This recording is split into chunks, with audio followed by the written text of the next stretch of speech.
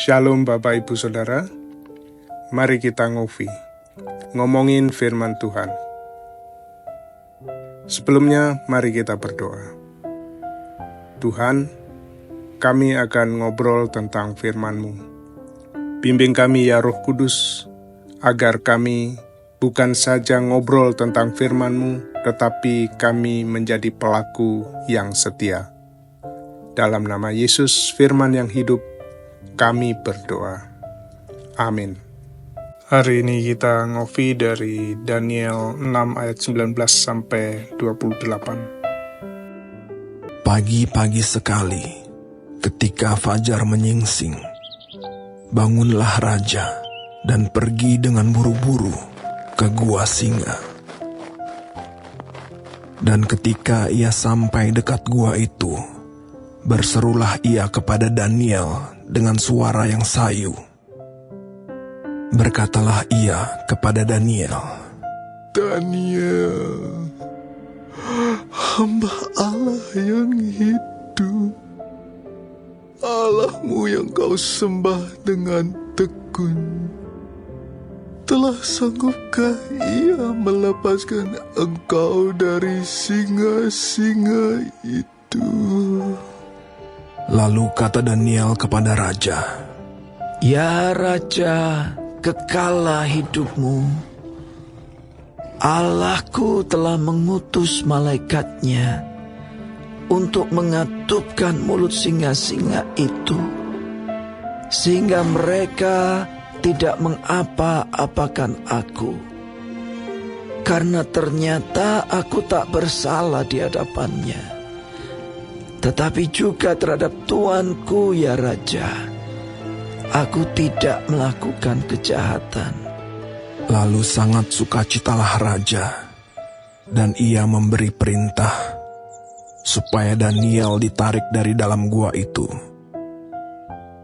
Maka ditariklah Daniel dari dalam gua itu, dan tidak terdapat luka apa-apa padanya, karena ia percaya kepada Allahnya. Raja memberi perintah, lalu diambillah orang-orang yang telah menuduh Daniel, dan mereka dilemparkan ke dalam gua singa, baik mereka maupun anak-anak dan istri-istri mereka. Belum lagi mereka sampai ke dasar gua itu, singa-singa itu telah menerkam mereka, bahkan meremukkan tulang-tulang mereka.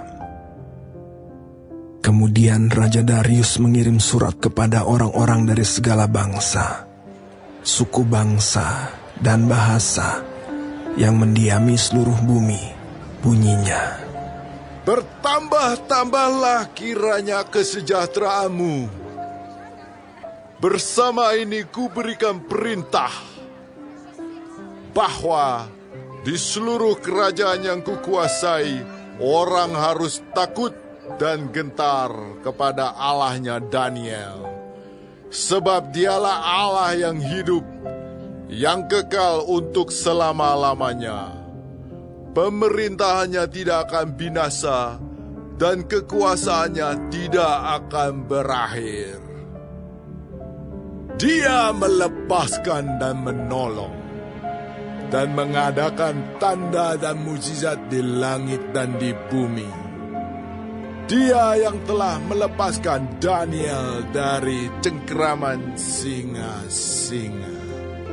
Dan Daniel ini mempunyai kedudukan tinggi pada zaman pemerintahan Darius dan pada zaman pemerintahan Koresh, orang Persia itu.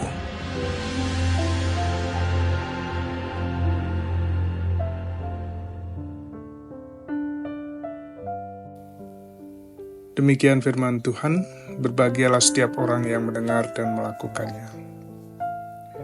Nats kita adalah ayat 27, "Bersama ini kuberikan perintah bahwa di seluruh kerajaan yang kukuasai, orang harus takut dan gentar kepada Allah Daniel, sebab dialah Allah yang hidup, yang kekal untuk selama-lamanya.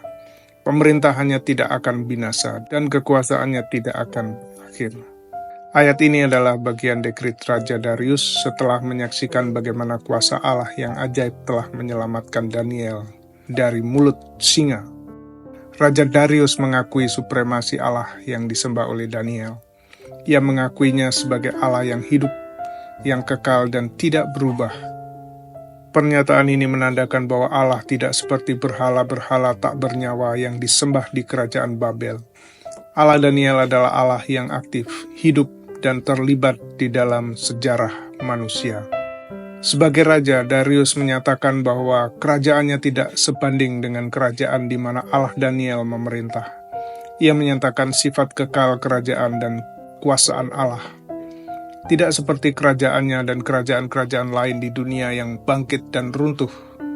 Pemerintahan Allah bersifat kekal dan otoritasnya tidak tergoyahkan. Keputusan Darius menyerukan semua orang di kerajaannya yang luas untuk takut dan menghormati Allah Daniel.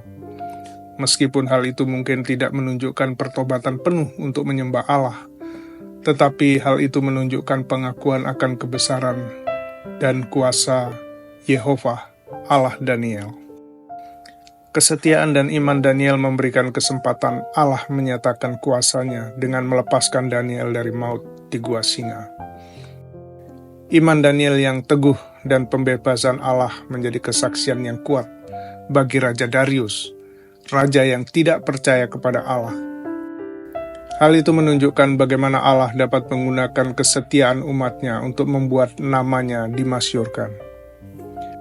Saudaraku mengetahui bahwa Allah Daniel juga Allah yang kita sembah, maka kita juga tahu bahwa Allah memegang kendali dan kerajaannya kekal dan tak tergoyahkan.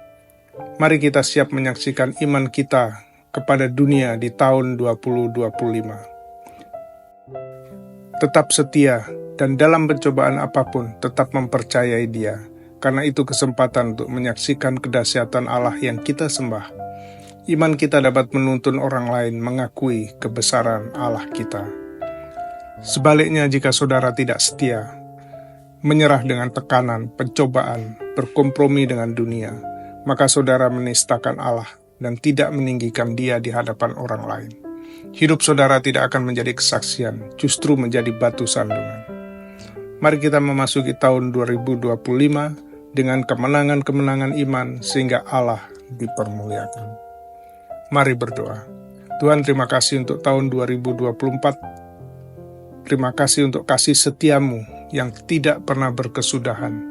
Engkau menyatakan kedaulatan dan kuasa-Mu dalam hidup kami. Kami berdoa agar di tahun 2025, kami terus bergantung kepadamu, menyaksikan iman kami, dan mempermuliakan nama-Mu. Di dalam nama Yesus kami berdoa. Amin.